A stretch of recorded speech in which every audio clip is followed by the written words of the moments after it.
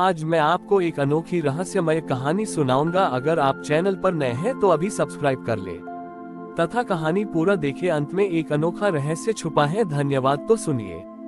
बहुत समय पहले एक अत्यंत समृद्ध और भव्य नगर था जिसका नाम मनोरथपुरी था।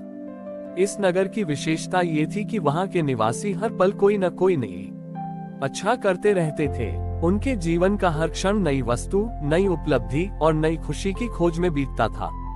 मनोरथपुरी के राजा विलास एक शक्तिशाली और दयालु शासक थे, लेकिन वह भी इच्छाओं के इस अंतहीन चक्र से थक चुके थे।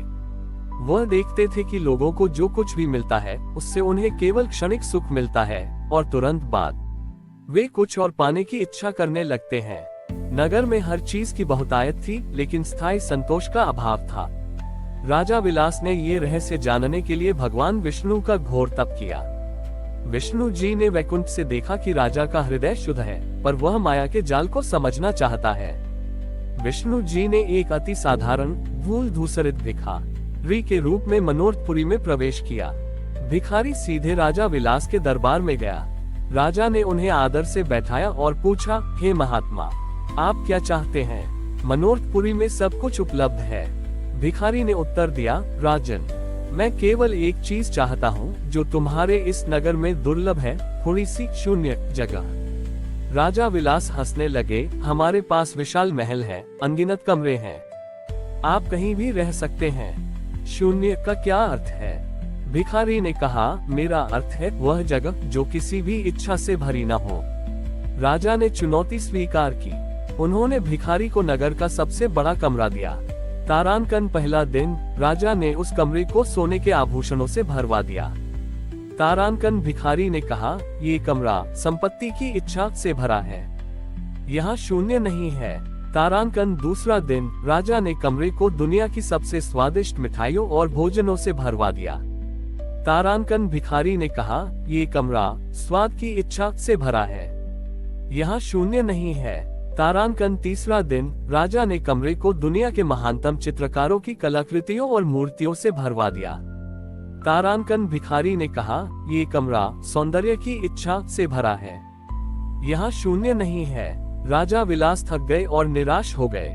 उन्होंने अंततः भिखारी से पूछा, तो क्या आपके अनुसार मनुष्य के हृदय में या इस दुनिया में कोई भी जगह शून्य वॉइड नहीं है?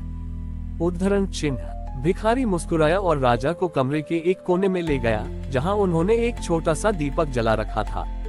भिखारी ने कहा, राजन, इस कमरे में सब कुछ भरा है, लेकिन मेरे पीछे इस कोने में देखो। ये दीपक अपनी लौ से प्रकाश फैला रहा है, परंतु इस प्रकाश के ठीक ऊपर जहां इसकी लौ समाप्त होती है, क्या है? उद्धरण चिन्ह। राजा ने देखा, वहां न सोना था, न खाना, न कला, वहां केवल अनंत खाली जगह थी। भिखारी ने कहा, यही वह शून्य है जिसे मैं खोज रहा हूँ। हर इच्छा लौ अपने साथ एक शून्य खाली जगह लेकर आती है। जब तुम अपनी इच्छाओं की लौ को बुझाते हो तो वह शून्य तुम्हें तुरंत मिल जाता है। भिखारी रूपी विष्णु ने अपने वास्तविक रूप में प्रकट होकर राजा से कहा, ग्रेटर देन मनोरथपुरी का भ्रम यही है कि लोग इच्छा को खोज रहे हैं, परंतु जीवन का वास्तविक आनंद इच्छा के पूरा होने में नहीं, बल्कि इच्छा के शांत होने के बाद मिलने वाले अनमोल शून्य में है। वह शून्य ही परम शांति और संतोष है। Greater than. राजा विलास ने ज्ञान प्राप्त किया। उन्होंने समझा कि वह जो स्थायी संतोष खोज रहे थे, वह किसी नई इच्छा को पूरा करने से नहीं मिलेगा, बल्कि इच्छाओं के जाल से मुक्त होने से मिलेगा। राजा ने मनोरथपुरी में घोषणा की, इच्छाओं का पीछा करना छोड़ो और अपने हृदय के भीतर अनमोल शून्य की खोज करो। जब हृदय शांत होता है, तभी भगवान की उपस्थिति महसूस होती है। उस दिन से मनोरथपुरी में लोग अपनी भौतिक वस्तुओं को त्यागने के बजाय अपनी अंधी इच्छाओं को त्यागने लगे। नगर अब भी समृद्ध था, लेकिन लोग अब हर चीज का आनंद बिना किसी मोह के लेते थे, क्योंकि वे जानते थे कि सबसे बड़ा खजाना उनके भीतर का शांत शून्य ही है। कहानी का संदेश, स्थायी संतोष बाहरी इच्छाओं की पूर्ति में नहीं, बल्कि आंतरिक इच्छाओं के शांत होने से उत्पन्न होने वाली शांति में निहित है। राजा विलास ने भगवान विष्णु से अनमोल शून्य का ज्ञान प्राप्त कर लिया था और इस ज्ञान से मनोरथपुरी में स्थायी संतोष और शांति स्थापित हो गई थी। लोग अब वस्तुओं के और ग्रह के बजाय मन की शांति पर अधिक ध्यान देते थे। लेकिन एक नई चुनौती सामने आई। नगर में कला और सृजन का कार्य धीरे धीरे कम होता जा रहा था। तारांकन शिल्पकार नई वस्तुएं नहीं बना रहे थे। तारांकन चित्रकार नए चित्र नहीं बना रहे थे। तारांकन कवि नई कविताएं नहीं लिख रहे थे। वे कहते, जब हर इच्छा को त्यागना ही परम सुख है, तो हम नई चीजें बनाने की इच्छा क्यों करें? सृजन का उद्देश्य इच्छा को पूरा करना है और हम इच्छा से मुक्त हो गए हैं। राजा विलास ने देखा कि शून्य का ज्ञान लोगों को निष्क्रियता की ओर ले जा रहा है। संसार में कर्म और सृजन रुक रहे थे।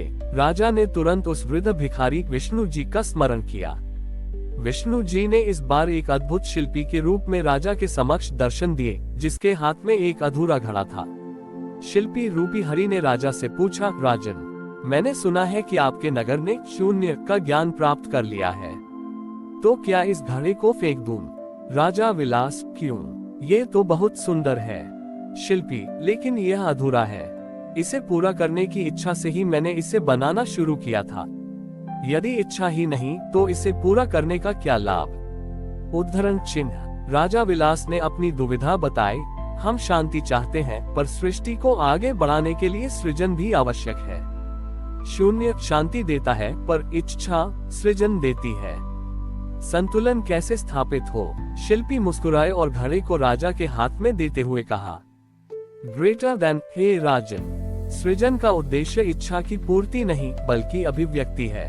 असली शून्य निष्क्रियता नहीं है बल्कि अपूर्णता का सौंदर्य है। ग्रेटर देन, शिल्पी ने समझाया। तारांकन हर कलाकृति, हर सृजन, हर कर्म वह तब तक जारी रहता है जब तक वह अपूर्ण है। तारांकन जब तुम किसी रचना को पूर्ण मानते हो तो तुम्हारा मोह उसमें आ जाता है और वह तुम्हें बांध लेती है, जैसा कि मूर्तिकार देवदत्त के साथ हुआ था।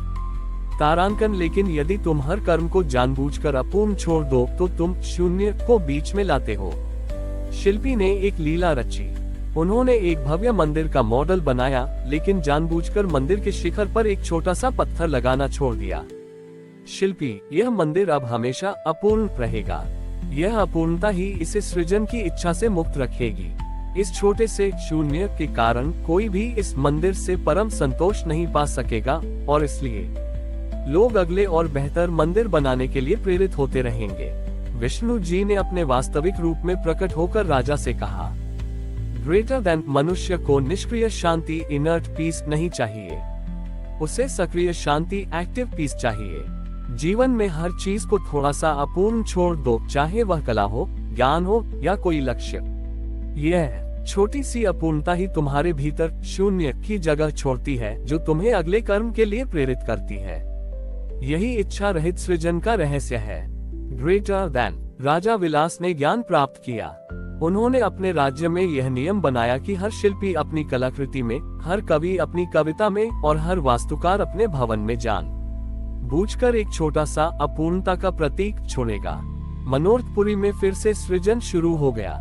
लोग अब सृजन करते थे, पर वे अपनी कृतियों से मोह नहीं रखते थे, क्योंकि वे जानते थे कि अपूर्णता उन्हें शून्य से जोड़ती है और अगले श्रेष्ठ कर्म के लिए उन्हें मुक्त करती है। इस तरह राजा विलास ने सक्रिय शांति और निरंतर सृजन के बीच संतुलन स्थापित किया।